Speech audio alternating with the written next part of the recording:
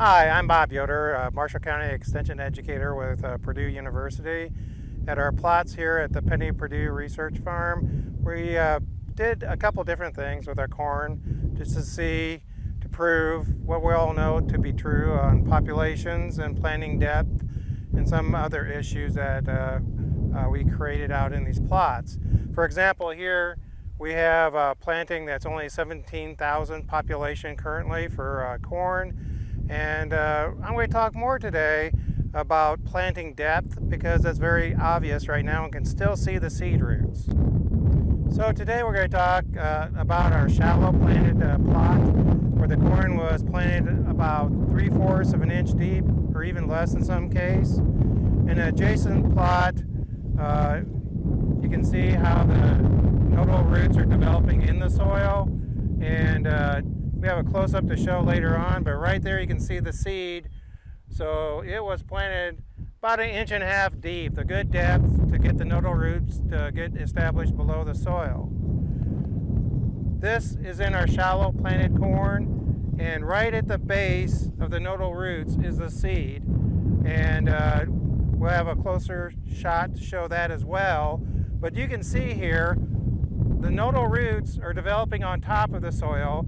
And that's the key. If we don't get the seed deep enough in the soil, the nodal roots in that V shape, where you have 5 nodes on top of each other, will not develop properly to establish the young plant in the soil and to develop a root system. One of our corn plants, the nodal roots were above the soil, and it was actually flopped over, laying on top of the soil, and this plant won't survive at all. Because the nodal roots are not in the soil, and so if we get into real stress period, obviously these roots wouldn't develop, but this plant was laying on its side, so definitely this one's out. This one will challenge to develop a good root system. It has some roots in the soil, so it has a shot at least to get going, but when you're comparing the size of that plant to the other plant that was properly seed placed, you can see the difference in size of the two plants, because this one has a better developed root system, getting the nutrients and the water for this plant to grow and become a healthy, strong plant to produce yield. This one is going to be under a challenge from here on out. So we're going to continue to follow our plots throughout this growing season to see the impact on yield in each one.